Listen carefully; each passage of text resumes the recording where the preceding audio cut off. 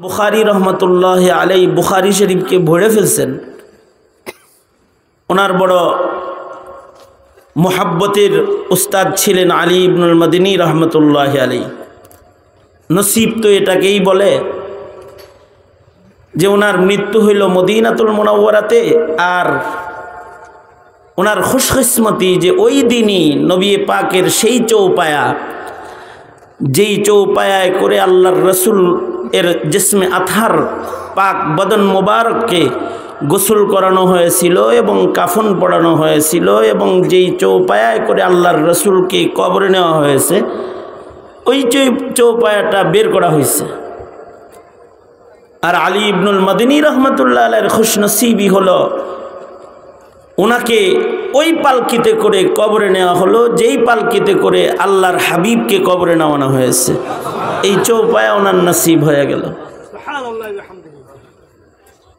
এ কারণে নসিব, যেটা সকলকে আল্লাহ তাআলা ভালো কাজের নসিব দেন না, ভালো জায়গায় সময় কাটানোর তৌফিক দেন না, যদি না আল্লাহ তাআলা বান্দাকে পছন্দ না করেন। বিকাল থেকে শুরু করে আপনারা এখানে যারা বসে আছেন, শামিল করেছেন নিজেদেরকে, তাদের এই খুশকিসমতিটা, এইটা কমাস কম সম্মানিত নফসের অধিকারী যারা, তাদের দপ্তরে নাম যাওয়ার জন্য অবশ্যই একটি উসিলা। কারণ আল্লাহর কালামে 3 রকমের নফসের আলোচনা আছে। এক প্রকারের নফস হলো নফসে আম্মারা, এটা নফসের হাকিকাত, ইন্নান নফসা লা আম্মারাতুম বিসসু। এক প্রকারের নফসের কাছে ভালো জায়গায় বসাও ভালো লাগে না, ভালো কথা শোনাও ভালো লাগে না, ভালো মানুষ দেখাও ভালো লাগে না। এক প্রকারের আছে। এক প্রকারের আছে যাদের ভালো কাজ দেখলেও শরীর চুলকায়, ভালো মানুষ দেখলে তাদের মাথা গরম হয়ে যায়, আর ভালো কথা শুনলেও তাদের বিরক্তি এসে যায়। অবশ্য তাদের কাছে ঢোলের বাড়ি ভালো লাগে, অথবা পরনারী ভালো লাগে, অথবা কুৎসি পরিবেশ, গুনাহের পরিবেশ তাদের কাছে মজাদার লাগে। এদের জন্ম যদি মুসলিম ঘরেও হয়, অথবা পরিচয় যদি ইমানের শিরোনামেরও হয়, মুমিন হয়, এরপরেও নফসগুলো খারাপ। এ কারণে বিনা হিসাব দোজখে প্রথমে পড়ে যাওয়ার সম্ভাবনা 100% আর যদি কারোর নফস ভালো হয় তো তা আল্লাহ তাআলা তাকে নসিব ভালো করে দেয়। কমাস কম যদি নফসটা নফসে লাওয়ামা হয়,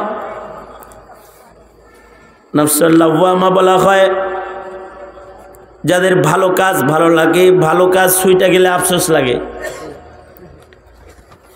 এবং গুনাহ হয়ে গেলে পেরেশানি লাগে। এই প্রকারের নফসগুলো ভালো নফস। এদের তকদির ভালো হয়, এদের নসিব ভালো হয়, খাতেমা ভালো হয়, এদের কবর হাসরও আশা করা যায় ভালো হবে। নফস ভালো হইলে পরে তওবার সুযোগ হয়, নফস ভালো হলে পরে ভালো জায়গায় বসার সুযোগ হয়, নফস ভালো হইলে পরে আল্লাহর পেয়ারা হওয়ার সুযোগ হয়ে যায়। নফস ভালো, এ কারণে শত খুনের আসামিকেও আল্লাহ তাআলা তওবার সুযোগ দান করেছেন। নফসের ভেতরে গুনার পেরেশানি আসছে, আল্লাহ তাআলাকে পাওয়ার চাহিদা আসছে। অবশ্যই আপনারা যারা এইখানে এসেছেন তারা গুনাহের পেরেশানিও তাদের আছে। ইরাদা হলো যদি আল্লাহ মাফ করে এখানে, আর আল্লাহ তাআলাকে খুশি করার চেষ্টাও আছে, যে নেককারদের সাথে বসে থাকলেও যদি আল্লাহ তাআলা নেককার হিসেবে গণে। এই যে দামি সিফাত, এই সিফাত যাদের আছে তারা সম্মানিত নফস। কিন্তু এতটুকুন দ্বারাই হার কিসমের সালামতি আর নিরাপত্তা মানুষের নসিব হয় না। একটি আয়াতে কারিমা আমি আপনাদের সামনে তিলাওয়াত করেছি, যে আয়াতে হযরত ঈসা আলাইহিস সালাতু ওয়াস সালাম 3 জায়গার সালামতি খুঁজছেন, নিরাপত্তা তালাশ করেছেন, আল্লাহর কাছে নিরাপত্তা কামনা করছেন। আল্লাহর কালামে কিছু আয়াত এমন আছে যে আয়াতগুলো আসলে বান্দার কথা, কিন্তু আল্লাহ তাআলা বান্দার কথাকে পছন্দ করেছেন। বান্দার কথাটা আল্লাহ নিয়া আল্লাহ নিজের কথা বানায়া বান্দাকে ফেরত দিছেন। যেমন সূরা লুকমানে কিছু কথা আছে যা হাকিম লুকমানের কথা, যা তিনি তিনার সন্তানদেরকে বলেছিলেন, সন্তানকে বলেছিলেন। কথাগুলো আল্লাহর পছন্দ হয়েছে। লুকমানের কথা আল্লাহ রাখেন নাই, আল্লাহ নিজের কথা বানায়া সূরা লুকমানের আয়াত বানায়া বন্ধুর কাছে পাঠাইছেন।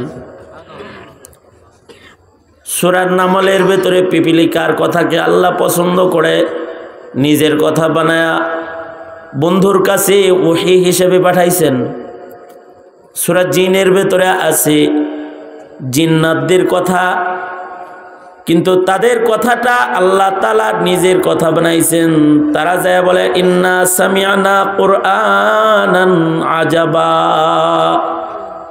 আল্লাহ পছন্দ করে জিনের কথাকে নিজের কথা বানায়া জমিনে পাঠাই দিয়েছেন। ওইরকমই আমি সূরা মারিয়ামের একটি আয়াত তেলাওয়াত করেছি। কালাম তো রূহুল্লাহর, কিন্তু আল্লাহ কালামুল্লাহ বানায় হাবিবুল্লাহর কাছে এটা প্রেরণ করছেন। কথা ঈসা নবীর, কিন্তু আল্লাহ তাআলা নিজের কথা বানাইছেন ঈসা নবীর কথাকে, এবং ঈসা আলাইহিস সালামের কথাটাকে হাবিবুল্লাহর কাছে নিজের কথা বানায় নাজিল করছেন। পয়গম্বর ঈসা আলাইহিস সালাতু ওয়াস সালাম আল্লাহর কাছে 3 জায়গার সালামতি তালাশ করেছেন। 3 সময়ের সালামতি আল্লাহর কাছে চেয়েছেন। সালামতি হয় জন্মের সময়, যেন সালামতি হয় যেদিন আমার মৃত্যু হবে তখন, সালামতি যেন হয় যখন আমি হাসরে দাঁড়াবো তখন। জন্ম যদি সালামতির হয় হায়াত সুন্দর হয়, মরণ যদি সালামতির মরণ হয় তাহলে কবর সুন্দর হয়। হাসর যদি সালামতির হাসর হয়, হাসরের অবস্থান যদি কারোর সুন্দর হয় তাহলে তার বিচার সুন্দর হবে, তার জান্নাতে যাওয়ার পথ আসান হবে। এ কারণে 3 সময়ের সালামতি দরকার। বাচ্চা যখন জন্মায় তখন নিরাপত্তার শান্তির জন্য মা বাবা গাইনি ডাক্তারের সাথে যোগাযোগ করে। কোন কোন ক্ষেত্রে ডাক্তারের সাথে যত যোগাযোগ পিতামাতার থাকে আল্লাহর সাথে এর 100 ভাগের 1 ভাগ থাকে না। কিন্তু আল্লাহ যদি সালামতি না দেয় তাহলে ডাক্তারের সাথে যোগাযোগ হওয়ার পরেও জন্ম ভালো হয় না। জন্মটা কাটা ছেঁড়ার মাধ্যমে শুরু হয়ে যায়। ভালো হাসপাতালে 1 ডজন ডাক্তারের তত্ত্বাবধানে সন্তান হয়, কিন্তু আল্লাহ সালামতি দেয় নাই তো মায়ের পেট থেকে মরা বাইর হয়ে যায়। মার পেটে ছিল ভালো, জন্মের পরে পাগল হয়ে যায়, অথবা অন্ধ হয়ে যায়, অথবা বিকলাঙ্গ হয়ে যায়। কিন্তু জন্মের সময় যদি আল্লাহ তাআলা সালামতি দেন, নিরাপত্তা দেন, তাহলে করে ঘরে জন্মায়। আলট্রাসোনোগ্রামও করার লাগে না, ওষুধও খাওয়া লাগে না। সকালবেলায় বাচ্চা পেটে রান্নার কাজ করে, আর দুপুর বেলায় নিজের বাচ্চা কোলে লয়া বাচ্চাকে আদর করে। সকালে ছিল এটা মায়ের পেটে, দুপুর বেলায় মায়ের কোলে। সকালবেলায় দাদায় দেখে গেছে পুত্রবধূ ঘরের উঠান ঝাড়ু দিতেছে, দুপুর বেলা এসে দেখে নাতি দাদা দাদা করতেছে। কেমনে হইল রে? 10 মিনিট ব্যথা ছিল, পড়ছে আল্লাহর মাল। কেমনে আসছে? সালামতির কারণে আসছে। এই সালামতি দিয়েছেন আল্লাহ তাআলা। এলিজাবেথ হাসপাতালে গেছে বাচ্চা হওয়ার লেগে, কোটি কোটি ডলার খরচ করতেছি বাচ্চা হওয়ার জন্য, কিন্তু টেড়া বাচ্চা হইছে, চোখ অন্যদিকে তাকায় রয়েছে। সালামতি হারায় গেছে, তো অবস্থান অসুন্দর হয়ে গেছে। এ কারণে পয়গম্বর ঈসা আলাইহিস সালাম বলে, আসসালামু আলাইয়া ইয়াউমা উলিদতু ওয়া ইয়াউমা আমুতু ওয়া ইয়াউমা উবআসু হাইয়া।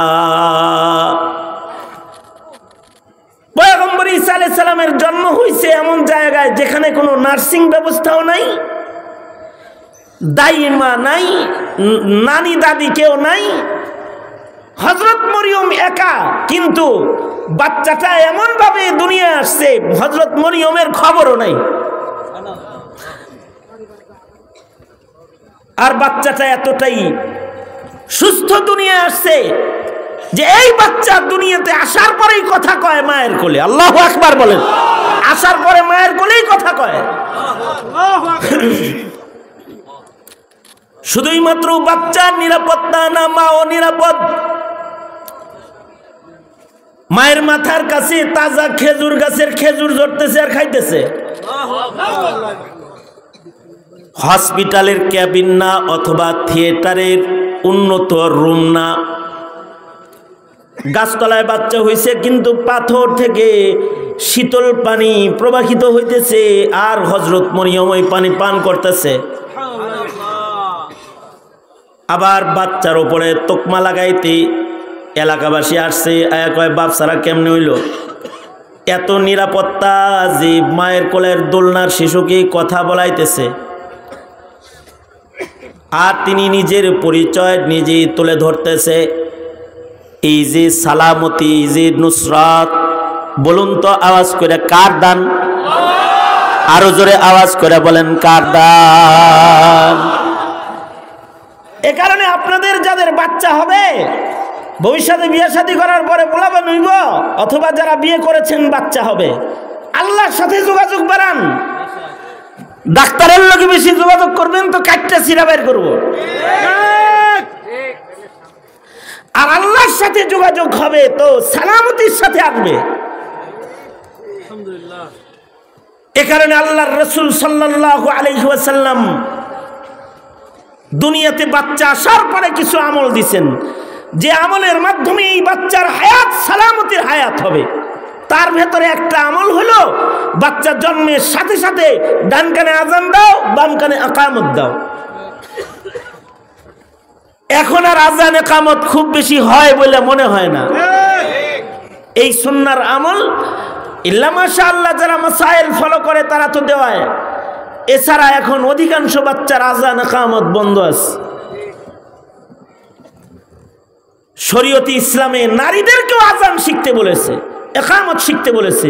প্রয়োজন কি নারীরা ইমামতি করবে, মুয়াজ্জিনি করবে? হেল্লেগা প্রয়োজন হলো ঘরে বাচ্চা জন্ম নিবে, তখন পুরুষ না থাকলে নারী আগে আযান দিয়া কানের ভেতরে ইসলাম ঢুকাবে, আল্লাহর নাম ঢুকাবে। হেল্লেগা নারীদেরকেও আযান ইকামত শিখাইতে হয়। কিন্তু এখন তো পুরুষরাই আযান ইকামত জানে না। 90% মুসলমান আযান ইকামত জানে না। 10% বিশুদ্ধ আযান বিশুদ্ধ ইকামত দিতে পারবে যাদের সম্পর্ক হক্কানি পীর মাশায়েখ, দাওয়াত ও তাবলীগ, খানকা, উলামা, মাহফিল, বিভিন্ন কায়দায় যাদের দ্বীনি নিসবত বাকি আছে, তারা আযান ইকামত দিতে পারে। এছাড়া বাকি যা আছে হয়তো আযান ইকামতরে পঙ্গু বানায় লায়, তাছাড়া দিতে যায় নিজেই পঙ্গু হয়ে যায়। আমি একবার নামাজ পড়াইতেছি, আমার পিছনে কিছু মুসল্লি বলছি ইকামত দাও, পিছের দিক থেকে কোনো আওয়াজ আসে না, ঘুরে দেখি ধাক্কা ধাক্কি করে। এই ধাক্কাও কেন দাও, একজন আমার ইকামত দিয়ে দাও। পিছন থেকে একজনে কয় হুজুর আপনি দিয়ে দেন। আপনি নিজেই দেন। কেন আমি দিব কেন? কয় সৌদি আরবে তো ইমাম সাহেবই দেন। আমি তুমি সৌদি থাকো? কয় জি হুজুর। আমি তাই তোমার সাথে তো আরবির সাথে সম্পর্ক আছে, তুমি দাও। কয় না আমি আরবিটা পারি, বাংলাটা পারি না। আমাকে এই ইকামত কোনো বাংলা আছে? কয় না হুজুর বাংলাদেশেরটা আর কি, দুইবার করে কইতে গেলে আমার বেশ লাগে।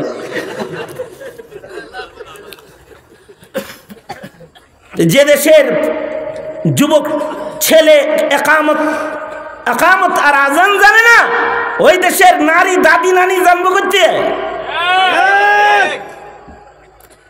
তবলিগে যাওয়ার পরে কিছু বুড়া হয়তো শিখে, মুয়াজ্জিন সাহেব যখন ছুটিতে যায় তখন চাচারে দিয়ে যায়, আজানটা আপনি দিয়েন। আমার একজন এক ঘটনা শুনেছে, এক চাচারে আজান দিতে গেছে, দিতে দিয়ে বাইরে গেছে গা, ঘুরে এসে শুনে মুয়াজ্জিনের চাবি লয়ে গেছে গা চাচার কাছ থেকে এলাকাবাসী। কি লেগে নিছে?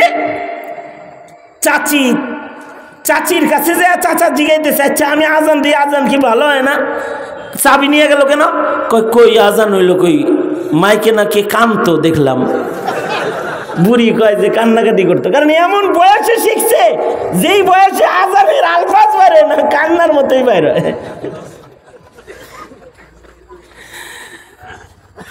এই জন্য আজান ইকামত শিখতে হয়।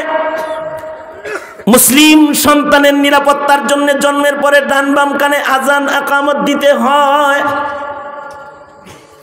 আজান ইকামত মুসলমান সন্তানের কানে দিলে লাভ কি হয়? হাসান বসরি তাফসীরে হাসানে লিখেছেন, যেই মুসলিম এই সুবহানাল্লাহ বলার লেগে রেডি হয়ে বসেন, খবরটা দিমো আর ভালো করে একটা সুবহানাল্লাহ বললেন। হাসান বসরি বলেন, যেই বাচ্চার ডান কানে আজান হয় আর বাম কানে ইকামত হয়, ওই বাচ্চার কালবের ভেতরে আল্লাহ তাআলা নিজের কুদরতি হাতে কালিমার সিল মেরে দেয়। এই কারণে মুফতি আমিনী রহমতুল্লাহ আলাইহি বলেছিলেন, শয়তানটা যখন বলছে আজানের ধ্বনি ওর কাছে বেশ্যার ধ্বনির মতো লাগে, তখন মুফতি আমিনী রহমতুল্লাহ বলেছিলেন, শয়তান তোর মা বাপ তোর কানে আজান দেয় নাই। এই আজান আর ইকামতের মাধ্যমে কলবের ভিতরে সিল লাগে। আল্লাহর রাসূল বলেন, আরো কিছু আমল করো, তাহনিক করো, মুখ ভালো হবে। ভালো মানুষের লালা দিয়া বাচ্চার খানা শুরু করো, তাহলে মুখ সুন্দর হয়ে যাবে, নাস্তিকতা উতরাইবে না। সুন্দর একটা নাম রেখে ফেলাও। সুন্দর নাম হইলে নামের আসর তার হায়াতে পড়বে। নাম রাখে যত আজে বাজে নাম, অথচ নাম রাখা এটা বাচ্চার গুরুত্বপূর্ণ একটা কাম। নাম রাখার কাম আল্লাহ তাআলা নিজের জিম্মায় রাখছেন। হাবিবুল্লাহর নাম আল্লাহ তাআলা হাবিবুল্লাহকে পাঠানোর আগে জান্নাতের গেটে লেখা নিজের নামের সাথে লটকায় রাখছেন। হযরত জাকারিয়াকে আল্লাহ তাআলা সন্তান দিয়েছেন, নামটা নিজে রাইখা বলে জাকারিয়া ইন্নী নুবাশশিরুকা বিগুলামিন ইসমুহু ইয়াহইয়া। পুত্র সন্তান দিলাম, নাম রাখার মাতবরি তোমারে দিলাম না, নাম আমি আল্লাহ নিজে রাইখা দিলাম। আগের যুগে বাচ্চা হইলে ইমাম সাহেব রেজা কইতো ছেলেটার নাম রাইখা দেন, অথবা এলাকার বড় মুহাদ্দিসের কাছে যাইতো, আলেমের কাছে যাইতো, দারুল আরকামে আইতো, কইতো মোতায়েন হুজুর নাম রেখে দেন। পীর বুজুর্গের কাছে যায় বলতো আমার ছেলে হইছে, নাম রেখে দেন। আর এখন বাচ্চা হইলে নাম নাটক থেকে রাখে। এক বাসায় গেছি, যায় দেখি মেয়ের নাম হিমু, পরে তাকায় দেখি ঘরের ভেতরে হিমু সিরিজ, হুমায়ুন আহমেদের সব উপন্যাস নাম সেখান থেকে নাজিল হইছে। আজগবি যত নাম আছে মুসলমানের ঘরে এখন তালাশ করলে পাওয়া যায়, কারণ ভালো মানুষ থেকে নামটা ডেলিভারি নেয় নাই। আরো বিপদ হইছে, আলেমদের কাছে যাওয়াও বাদ দিছে, নাম রাখানো বাদ দিছে। যখন আল্লামা গুগল দামাত বারকাতুহুমের আগমন হয়েছে, আল্লামা গুগল দামাত বারকাতুহুম আইছেন, এবার কিছু লাগলে গুগল সাহেবকে জিগায়, গুগলের জিগায় নিজের সন্তানের নাম চয়ন করে ফেলায়। বরকতি জবান নাম রাখার ব্যাপারে এখন আর চালায় না। অথচ আগের জমানায় বাচ্চা হইলে খানা শুরু করতো বরকতি মুখের লালা দিয়া। আল্লাহর রাসূলের যুগে বাচ্চা হইলে নবীর কোলে দিত, নবীর মুখের লালা প্রথম খানা হতো। আবু বকরের যুগে বাচ্চা হইলে আবু বকরের মুখের লালা বাচ্চার প্রথম খাবার হইতো। হযরত উমরের যুগে জন্মগ্রহণ করেছে হাসান বসরি। হাসান বসরির বাবা হাসান বসরিকে উমরের কোলে দিয়া বলে, আপনার মুখের লালা খাওয়াইতে আনছি, তাহনিক করে দেন। হযরত উমর মুখের লালা লাগায় দিলে হাসান বসরির বাবা বলে, আমিরুল মুমিনিন, আমার বাচ্চার নাম আপনি রাখা দেন। হযরত উমর বাচ্চার চেহারার দিকে তাকায় বলে, সাম্মুহু হাসানান ফাইন্নাহু হাসানুল ওয়াজহি, তার চেহারাটা সুন্দর, নামটা হাসান রাখো, নবীন নাতির নামে নাম রাখো। ময়দানে মাশারে ডাক দিলে নাতির লগে দাঁড়ায় যাবে, সর্দারের লগে দাঁড়াবে জান্নাতি, সর্দারের লগে যুবকদের সর্দারের সাথে দাঁড়ায় যাবে। হাসান নাম রাখো। নাম হাসান রাখছেন, মুখে লালা লাগায় দিছেন, মুখ এত পাক, এত পবিত্র হইছে। 4 তরিকার তাসাউফের সনদ নবী পর্যন্ত পৌঁছতে হলে হাসান বসরি হয়ে পৌঁছতে হয়। তাবিঈদের ভেতরে শ্রেষ্ঠতম তাবিঈর খাতায় নাম বরকতি মানুষ নাম চয়ন করেছেন। এ কারণে বাচ্চার নামকরণের ভেতরে নিরাপত্তা থাকে। আল্লাহর রাসূল বাচ্চাদের মাথার চুলগুলো 7 দিনের মাথায় কেটে সাদকা করতে বলেছেন সমপরিমাণ। আল্লাহর রাসূল সাল্লাল্লাহু আলাইহি ওয়াসাল্লাম 7 দিনের মাথায় বাচ্চার আকিকা করতে বলেছেন। তার হায়াত নিরাপদ হবে। গুনার কামে পয়সা খরচ করে তখন কষ্ট হয় না, একটা খাসি কিনতে কষ্ট, টেলিভিশন কেনার সময় কষ্ট হয় না, কিন্তু বাচ্চার আকিকা করার সময় কষ্ট। ফাতরামি আর ফাইজলামের জায়গাও না। বাচ্চা হয়েছে, আল্লাহ পাকের নিয়ামত আসছে, একটা আকিকা দাও, জানের রক্ত প্রবাহিত করে জানটাকে নিরাপদ বানায় দাও। হায়াত নিরাপদ হবে তো ইবাদতের হায়াত হবে, নিরাপদ ইবাদতের হায়াত হবে তো মরণ নিরাপদ হবে। মরণ যাদের নিরাপদ হয় তাদের মরণ জান্নাতে যাওয়ার দরজা হয়। আর মরণের সময় যদি নিরাপত্তা নষ্ট হয় তো বেঈমানের মরণ হয়। এ কারণে হযরত পয়গম্বর ঈসা আলাইহিস সালাম জন্মের দিনে আল্লাহর সালামতি চায়। ওয়া ইয়াউমা আমুতু ওয়া ইয়াউমা উবআসু হাইয়া, যেদিন মরণ হবে ওই দিনেও আল্লাহর সালামতি চাইতেছি। যতদিন বেঁচে থাকবেন আল্লাহর কাছে বলবেন, আল্লাহ আমার মরণ যেন সুন্দর মরণ হয়। আল্লাহর কাছে উত্তম মওত কামনা করা মুমিনের একটা ইবাদত। আল্লাহর রাসূল উত্তম মরণ কামনা করেছেন, আল্লাহুম্মা আহইনি মিসকিনা ওয়া আমিতনি মিসকিনা ওয়াহশুরনি ফি জুমরাতিল মাসাকিন। আল্লাহর রাসূল সাল্লাল্লাহু আলাইহি ওয়াসাল্লাম মুসলিম হিসেবে মরণ কামনা করেছেন, আল্লাহুম্মা আহইনি মুসলিমা ওয়া আমিতনি মুসলিমা, আল্লাহুম্মা আহইনি মা আলিমতাল হায়াতা খায়রান লি ওয়া তাওয়াফফানি ইদা আলিমতাল ওয়াফাতা খায়রান লি। ইকো বন্ধ করো, মাইকলরে গো ইকো বন্ধ করতে। হ্যাঁ, ইকো নাই। আল্লাহর কাছে জন্মের সময়ের সালামতি, আল্লাহর সময় মওতের সময়ও সালামতি। আল্লাহর কাছে বলতে হবে, আল্লাহ আমাকে ঈমানি মৃত্যু দেন। বাংলাদেশে কত মানুষের মরণ হয় নিকৃষ্ট মরণ, এমন কোনো গ্রাম নাই যেখানে নিকৃষ্ট মরণের মানুষ নাই। ফাঁসলে মরে, বিষ খায়া মরে, মরণগুলা নিকৃষ্ট মরণ। প্রতিদিন খবরের পাতায় কিছু মরণের চিত্র আসে, নিকৃষ্ট মরণ, মার্কা জপতে জপতে মরে, মিছিল করতে করতে মরে, গণতন্ত্রের মিছিল। কিন্তু কিছু মরণ আছে উৎকৃষ্ট মরণ। উৎকৃষ্ট মরণ যাদের হয়, মরণটাই তাদের জান্নাতে যাওয়ার দরজা হয়।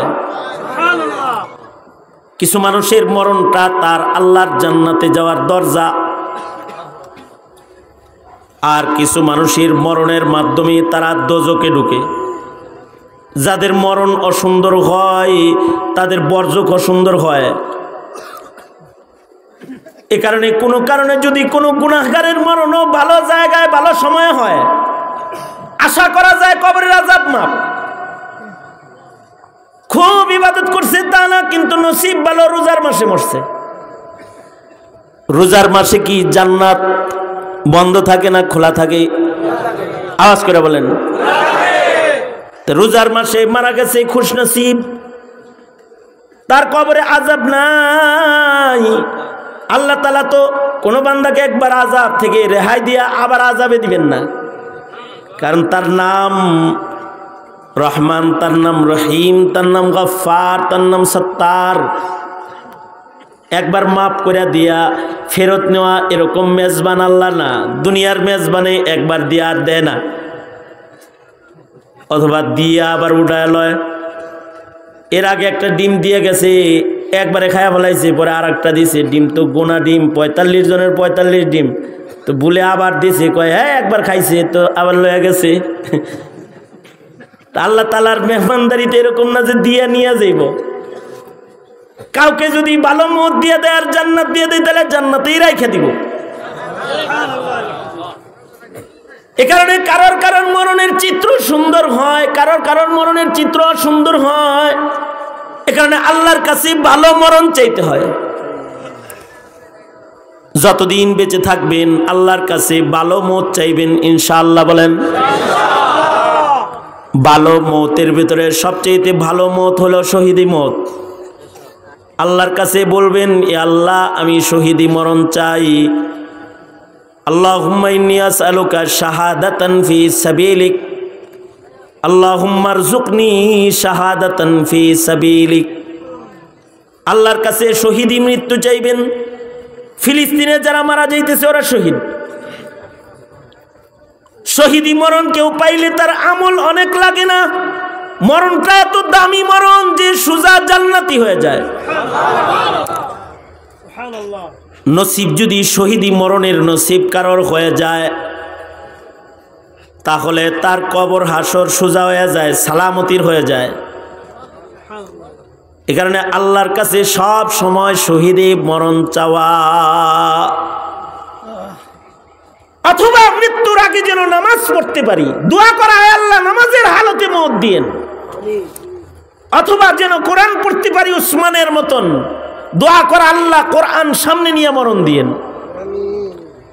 কম আজ কম, ওগো আল্লাহ মরণের দিনে আমার মুখে আপনি কালিমা জারি করে দিয়েন, এ দোয়া করা। কারণ কেউ কেউ আছে মরার আগে খারাপ কাজ করে মরে যায়। যেমন বাংলাদেশে কিছু মানুষ মরছে, মরার আগে বিড়ি খেয়ে মরছে। জিজ্ঞাসা করছে কালকে সকালে আপনার ফাঁসি, কি খাইতে মনে চাইতেছে আপনার? কয় 1 প্যাকেট সিগারেট খাম। রাত বেড়া বিড়ি খাইছে, সকালবেলায় মরে গেছে। কিছু মানুষ আছে মরার আগে মদ খাইছে। জিজ্ঞাইছে আজকে আপনার শেষ খাওন কি দিমু মেনুতে? কয় মদ। মদ দিছে, মদ খায়া মরে গেছে। আর কিছু মানুষ আছে নসিব ভালো, মরার আগে কালেমা পড়ে মরে গেছে। কেউ যদি মরার আগে কালিমা মুখে আইসা যায়, তাহলে মৃত্যুর সাথে সাথে সে আল্লাহর জান্নাতে চলে যায়। জমানার একজন বড় মুহাদ্দিস ছিলেন আবু যুরআ রাজি রাহমাতুল্লাহি আলাইহি।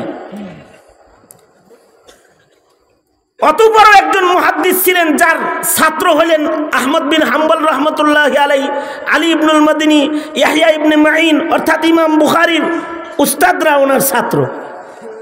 বহু সাহাবীর সাথে মোলাকাত করেছেন।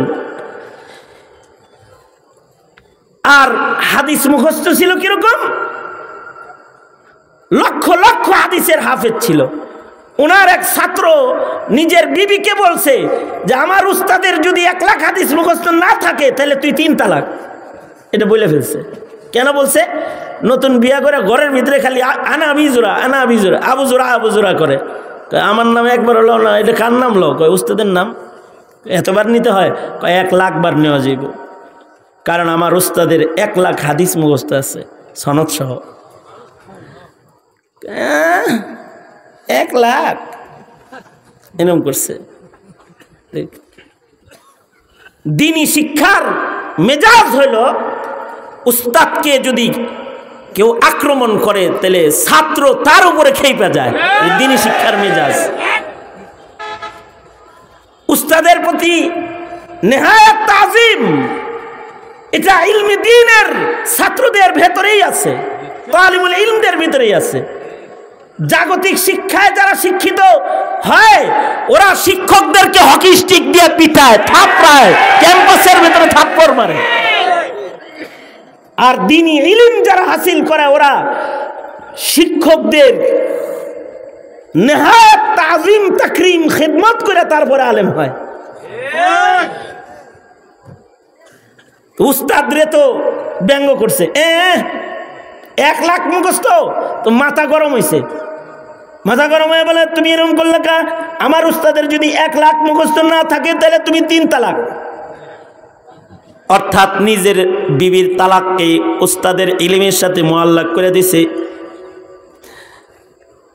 সকালবেলায় যখন মাথা ঠান্ডা হয়েছে তখন চিন্তা করতেছে উস্তাদের যদি 1 লাখ হাদিস মুখস্থ না থাকে তাহলে তো বউ হারাইছে।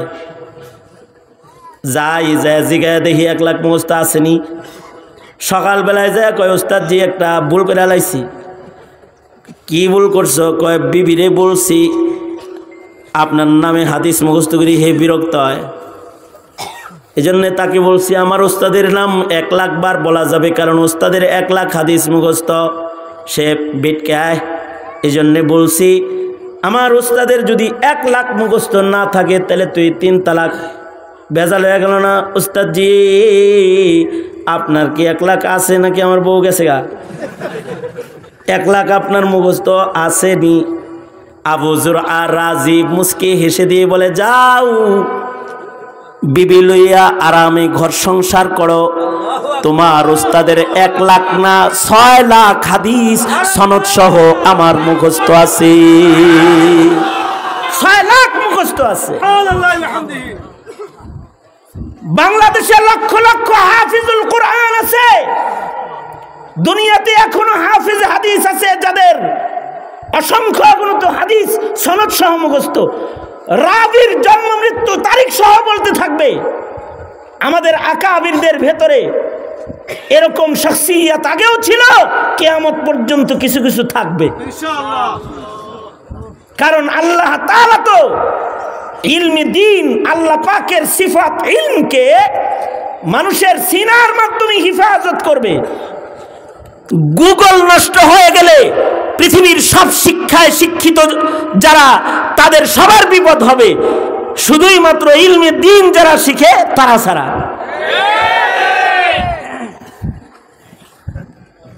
যত শিক্ষিত আছে, ইঞ্জিনিয়ারিং বিদ্যা, মেডিকেল সায়েন্স, ইলেকট্রনিক সায়েন্স, ভূতত্ত্ব, এগ্রিকালচার সায়েন্স, সৌরজগৎ যা আছে, খালি গুগলে যদি আগুন লাগে তাহলে এদের চোখ নাক উল্টা পাল্টা হয়ে যাবে, দেন্দা তোর বই করে।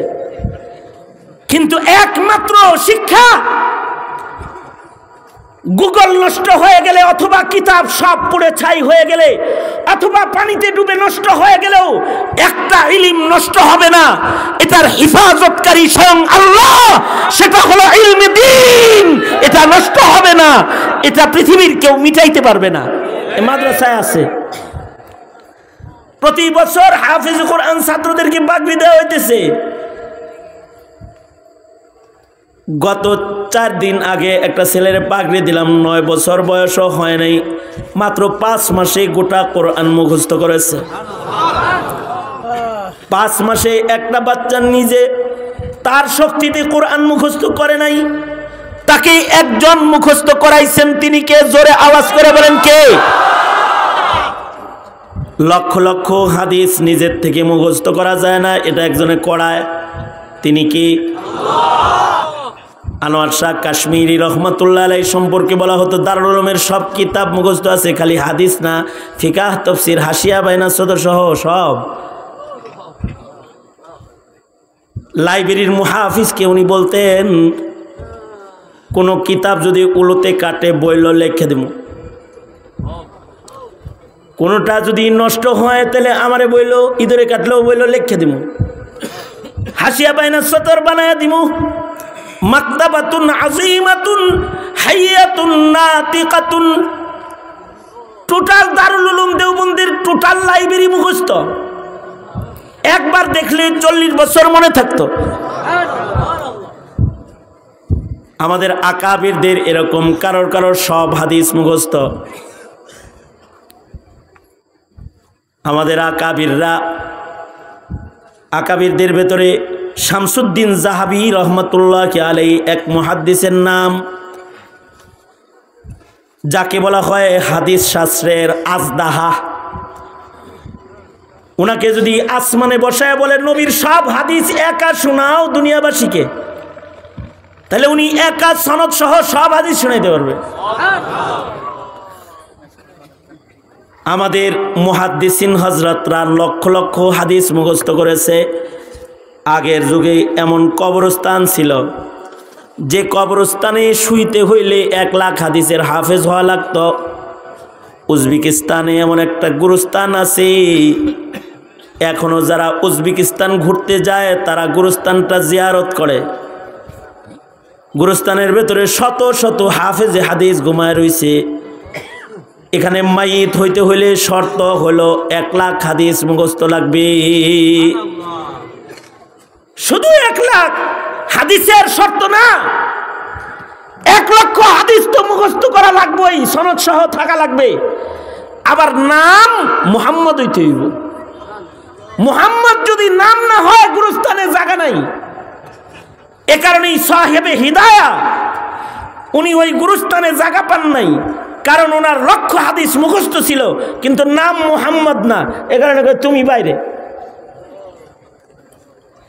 তকদির কপাল তোমাগর ভালো যে বাংলাদেশের মৌলবীরা তাদের আলাদা কবরস্থান করে না। তোমাদের গুরুস্থানে গিয়ে হাফেজ সহ আলেম ঘুমায়। আশা করা যায় একজন হাফেজ একজন আলেমের কবরে যে গুরুস্থানে থাকবে, একজন জামাইয়ের কারণে যেমন শত শত বরযাত্রীকে রান খাওয়ানো হয়, আন্ডা মাছ খান্ডা আর পোলাও খাওয়ানো হয়, গুরুস্থানে একজন হাফেজ থাকলে, মুহাদ্দিস থাকলে তার উসিলায় কবরের আযাব মাফ পাইবা, কবরের আযাব মাফ পাইবা তার উসিলায়। বাংলাদেশের হাফেজরা যদি বলতো সব হাফিজ এক গুরুস্থানে সমূহ, তখন লোকে গেলাম না, কবরেও তো মানে বেজালে ভরে যাইবা। সেই যুগে হলো মুহাদ্দিসরা সব এক কবরে, শত শত মুহাদ্দিস ঘুমায় রয়েছে এক কবরে, এক গুরুস্থানের ভেতরে। এখনো আরব বিশ্বে হাজিদের কবরস্থানে আর কাউকে রাখা হয় না। মাকবারাতুল হুজ্জাজ শুধুই মাত্র কাফন পড়া হাজিরা সেখানে শোবে, হাজি ছাড়া আর কারোর জায়গা নাই। এমনও কবরস্থান আছে যেখানে বাচ্চা ছাড়া বুড়াদের জায়গা নাই। আগের যুগে এমন কবরস্থান ছিল লক্ষ হাদিস মুখস্থ না করলে কবরস্থানে জায়গা নাই। আবু যুরআ রাজির তো 6 লক্ষ হাদিস মুখস্থ ছিল। ইমাম বুখারী রহমতুল্লাহ আলাইহি 3 লক্ষ হাদিস থেকে বুখারী শরীফে মাত্র 9000 হাদিস আনছেন। আশ্চর্য মকবুল কিতাব। সারা দুনিয়ার আরবরা বুখারীকে বুকে লয়ে রাখে, বুখারীকে দলিল হিসাবে মানে। ইমাম বুখারী রহমতুল্লাহ আলাইহি হাদিসের খেদমত করে এত মূল্যবান এত দামি হইছেন যে সেই কবে মারা গেছেন 1200 বছর যাবত এখনো পর্যন্ত কবর থেকে খুশবু বাইর হয়। ওনার কবরস্থানে কোনো সুগন্ধি ছিটানো হয় না, কিন্তু মাটির থেকে খুশবু বাইর হয়।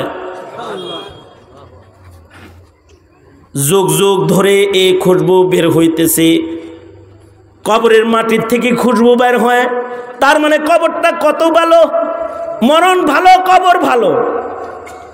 আবু যুরআ রাজি রহমতুল্লাহ আলাইহি ওনার সাকারাতুল মউত শুরু হয়ে গেল। মৃত্যুবরণ করবেন। তো ওনার ছাত্ররা চতুর্দিক দিয়ে বৈশা হাদিস পড়বার লাগছে, কোরআন শরীফ পড়তেছে। কিছু সময় পরে উনি সকলকে বললেন, তোমরা থেমে যাও। সবাইরে থামায়া দিলেন। নিজে হাদিস নিজের রেওয়ায়াতে পড়া শুরু করলেন। হাদ্দাসানি ফুলান আন ফুলান আন আবি হুরায়রা ক্বাল قال رسول الله صلى الله عليه وسلم من مات وهو يعلم لا اله الا الله। এতটুকুন বলছে আর আজরাইল রূহটা টান দিয়া বাইর করে লয়ে গেছে। নিজের শেষ কথাটা লা ইলাহা ইল্লাল্লাহ হইছে।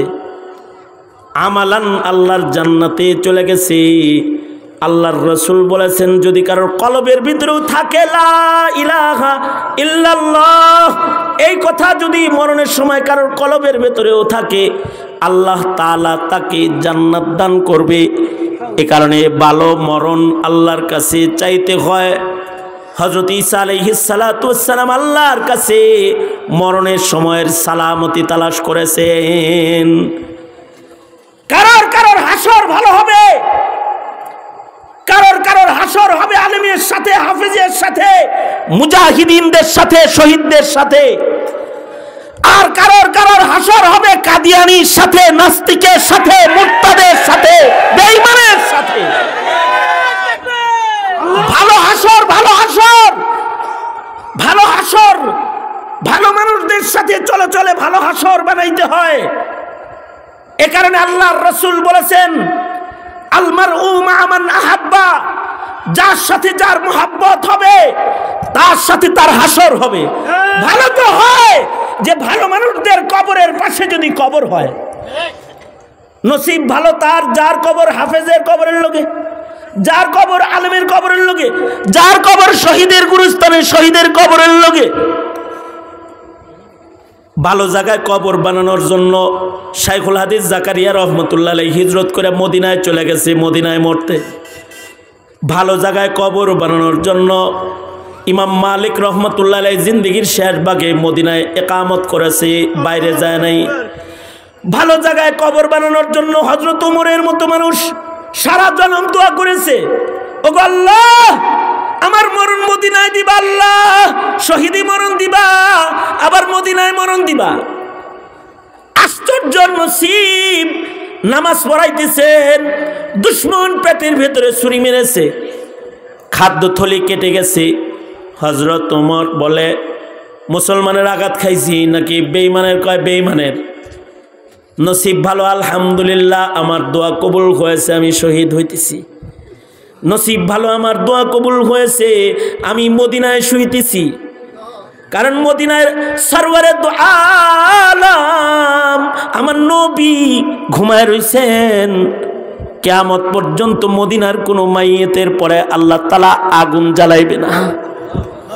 এ কারণে আকাবিরদের দোয়া হলো, বাকিয়ে মুকদ্দাস পে হো মেরি মরকদ, हमेशा रहूं मैं किनारे मदीना, रहे मेरे मस्कन हवाली काबा, बने मेरे मदफन दियारे मदीना। ভালো জায়গায় কবর হইলেও নসিব ভালো হয়। অনেকের নসিব খারাপ হয় যে নাস্তিকের লগে কবর হয়, নাস্তিকের সাথে কবর হয়। ভালো জায়গায় যদি কবর হয় এটা বা নসিব, নসিবওয়ালা। হযরত ওমরের নসিব ভালো যে শহীদি মরণ হইল, সালামতির মরণ, মদিনায়ও মরণ হইছে। এবার মৃত্যুর জন্য ইন্তজার করতেছেন। হাকিম এসে বলে, আমিরুল মুমিনিন আপনি মারা যাবেন, খলিফা নির্বাচন করেন। হযরত ওমর হযরত উসমানকে খলিফা নির্বাচন হয়ে গেল। হযরত ওমর মরণের জন্য অপেক্ষা করতেছেন। মৃত্যুর ঠিক একদিন আগে নিজের সন্তানকে ডেকে বলে, এই আব্দুল্লাহ, আমার পক্ষ থেকে একটু উম্মুল মুমিনিন আয়েশার কাছে যাও, যায় আমার সালাম বলো। আর বলবে রসুলের হুজরাখানায়, হুজরায় আয়েশায় 4টা কবরের জায়গা আছে। একটা কবরে ঘুমায় রয়েছেন হাবিবে কিবরিয়া, আর একটা কবরে ঘুমায় রয়েছেন খলিফাতুর রাসূল, আর একটা কবর ঈসা নবীর জন্য খালি রাখা হয়েছে। আর একটা কবরের জায়গা উম্মুল মুমিনিন আয়েশা নিজের জন্য রাখছে। এই আব্দুল্লাহ, উম্মুল মুমিনিন রে যা একটু বল যে বাবা কবরের জগতে ভয় পায়, এর লেগে বাবা একটু আপনার কবরের জায়গাটা ভিক্ষা চায়, রসুলের কদমের কাছে বাবা শুইবার চায়, একটু নিরাপদে বরজখের মাটিতে ঘুমাইতে চায়। যা উম্মুল মুমিনিনের কাছে যা আমার জন্য ওই কবরের জায়গাটা একটু দরখাস্ত কর, চা, যদি দেয় তাহলে আমার নসিব ভালো। রসুলের কদমের কাছে শুয়ে থাকলে হয়তো কবরের আযাব আমার হবে না। হযরত ওমরের দরখাস্ত নিয়ে হযরত আব্দুল্লাহ ইবনে ওমর উম্মুল মুমিনিনের কাছে গেলেন, যা বলে উম্মুল মুমিনিন বাবা আপনার কবরের জায়গাটা ভিক্ষা চাইতেছে, বাবা রসুলের রওজার পাশে কদমের কাছে ঘুমাইবার চায়, আপনি যদি রাজি থাকেন তাহলে বাবার কবরটা আপনার হুজরায় দিয়ে দিই। হযরত উম্মুল মুমিনিন কয় উমরের চাইতে বেশি হকদার আর কে? যাও উমরকে খুশ খবর দাও, আমার কবরের জায়গাটা হযরত উমরকে আমি দিয়ে দিলাম, আর আমার জন্য জান্নাতুল বাকির ভেতরে তোমরা কবর রেডি করে রাখবে, সেখানে কবর দিবি। আর আমার কবরের জায়গা হযরত উমরকে দিয়ে দিলাম, কারণ উমরের চাইতে বেশি হকদার আর কেউ নাই, উমরই জায়গার হকদার। কারণ হযরত উমরের কিন্তু অনেকগুলো শান। হযরত উমরের একটা শান হলো আসাদুহুম ফি আমরিল্লাহি ওমর, হযরত উমরের আরেকটা শান হলো ফারুক বাইনাল হাক্কি ওয়াল বাতিল। হযরত উমরের আরেকটা শান হলো লাউ কানা বাদি নবিয়্যুল লাকানা উমর। আল্লাহর রাসূল বলেছেন আমার পরে কেউ নবী হইলে উমর হতো। হযরত উমরের আরেকটা আজব শান, আল্লাহর রাসূল বলেন সব নবীর একজন করে মুহাদ্দিস আছে, আর আমার একজন মুহাদ্দিস আছে, মুহাদ্দিসে উমর। মুহাদ্দিস বলা হয়, মুহাদ্দিস বলে যে নবীর কথা পড়ায়, আর মুহাদ্দিস বলে যার হৃদয়ে আল্লাহর কথা নাজিল হয়, আল্লাহর কথা ইলকা হয়, আর আল্লাহর কথা সে বলে দেয়। হযরত উমর মিজাজে ওহী মুহাদ্দিস, এ কারণে 21 জায়গায় হযরত উমরের মিজাজ মতো আল্লাহর কোরআনের আয়াত আল্লাহ তাআলা জমিনে পাঠিয়েছেন। হযরত উমরের আজব শান হলো হযরত উমরকে বসিরত বসারত সব আল্লাহ তাআলা দান করেছেন। এ কারণেই মসজিদে নববীর মিম্বরে দাঁড়ায় দাঁড়ায় হযরত সারিয়ারে তিনি দেখতে পায়। শুধু হযরত সারিয়াকে দেখতে পায় তা না, এই মদিনায় কেউ যদি কোনো ভালো স্বপ্ন দেখা ফেলায় হযরত উমর সেটাও দেখা ফেলায়। আব্দুল্লাহ বিন যায়েদ বিন আব্দে রব্বিহি আজান স্বপ্নে দেখে আল্লাহর রাসূলকে বলে আমাকে একজনে আজান শিখাইছে নামাজে ডাকতে। আল্লাহর রাসূল শুইনা বলে রুইয়াতুকা সাদিকান সালিহান, তুমি সাহিবুত তাজিন বেলালকে ডাকো, এই কালিমাতগুলো আজ থেকে কিয়ামত পর্যন্ত আজান হবে। তুমি সাহিবুত তাজিন, তুমি আজানওয়ালা, তোমাকে দিয়ে আল্লাহ আজান পাঠায়েছে। হযরত উমর বলে আল্লাহর নবী এই স্বপ্ন তো আমি আরো অনেক আগের থেকে দেখি, তাই তুমি এখন বললে না কেন? হযরত উমর বলে বললাম না এই জন্যে আমার একটা ভাইয়ের নাম ইতিহাসের পাতায় লেখা হইতেছে, এখন যদি আমি জবান খুলি তাইলে আমার ভাইয়ের ইজ্জতে আঘাত করা হবে। এখানে চুপ কইরা বইসা ইশার করতেছিলাম, আর আব্দুল্লাহ বিন যায়েদ বিন আব্দে রব্বিহির নামটা ইতিহাসের পাতায় উঠাইতেছিলাম। তার নাম যখন সাহিবুত তাজিনের লিস্টে চলে গেছে তখন আমি মুখ খুলেছি। অর্থাৎ হযরত উমর কেউ ভালো স্বপ্নে দেখলে সেটাও দেখতেন। হযরত আলী বলেন যে আমি নিজে স্বপ্নে দেখি একদিন হযরত উমরের আমলে যে আল্লাহর রাসূল মসজিদের ভেতরে ফজরের পরে এক টুকরি খেজুর থেকে খেজুর বন্টন করতেছেন। আমি হযরত নবী পাকের খেজুর নেওয়ার জন্য লাইনে সিরিয়ালে দাঁড়ায় গেলাম। স্বপ্নে আল্লাহর রসুল সকলকে খেজুর দিলেন, আমাকেও খেজুর দিলেন।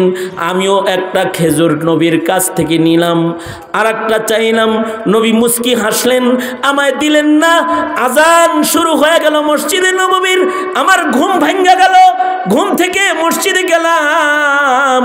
ওমরের আশ্চর্য শান, আল্লাহর রসুল যে সূরা দিয়ে নামাজ পড়াইছেন, হযরত ওমর ওই সূরা দিয়ে ফজরের নামাজ পড়াইতেছে।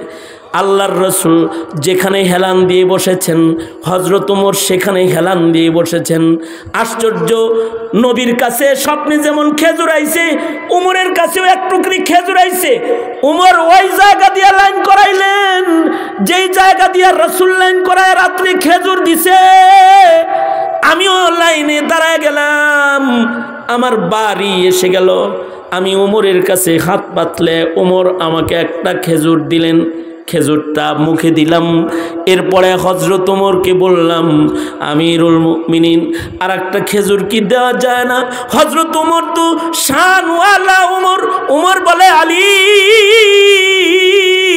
রাতের বেলায় খেজুর বন্টনি রসুল তোমাকে একটা দিয়েছে, দুইটা দেয় নাই। নবীর বন্টন ভেঙে আমি তোমাকে দুটি দিতে পারবো না। এ হলো হযরত ওমরের শান। হযরত আয়েশা সিদ্দিকা বলে, আব্দুল্লাহ যাও ওমরকে খবর কও, আমার কবরের জায়গাটা আমি হযরত ওমরকে দিয়ে দিলাম। নিজের কবরের জায়গা ভালো বানানোর জন্য কতটা মেহনত করেছেন, আমরা কি তাই করি? আমরা নিজেদের ঘর ভালো বানানোর মেহনত করি, কবর ভালো বানানোর মেহনত করি না। ঘর সাজানোর মেহনত করি, কবর সাজানোর মেহনত আমরা করি না। ভালো এরিয়ায় ঘর বানানোর মেহনত করি, ভালো এরিয়ায় কবর করার মেহনত আমরা করি না। তবে হ্যাঁ, সবার কবর জান্নাতুল বাকিতে ঢুকানো সম্ভব না, সবার কবর হাফিজি হুজুরের সাথে দেওয়াও সম্ভব না, শামসুল হক ফরিদপুরি রহমাতুল্লাহের কবরের সাথে সবার কবর দেওয়া সম্ভব না, শেখুল হাদিস আল্লামা আজিজুল হকের কবরের সাথে সকলের কবর দেওয়া সম্ভব নয়।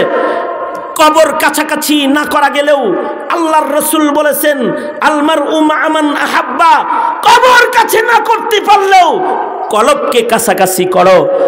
আলেমকে ভালোবাসো, ভালো মানুষদেরকে ভালোবাসো। যে যাকে ভালোবাসবে তার সাথে তার হাসর হবে। সঙ্গত কারণেই আলেমে দ্বীন, উলামায়ে কেরাম, শেখুল হাদিস, আল্লাহওয়ালা বুজুর্গদেরকে জেলে রাখা যায় না, দিলে রাখা যায়। তাদেরকে জেলে রাখা যায় না, কারণ ময়দানে মাহশারে, কারণ হলো ময়দানে মাহশারে এদের সাথে আল্লাহর আদালতে দাঁড়াতে হবে, এদের সাথে আল্লাহর আদালতে দাঁড়াতে হবে।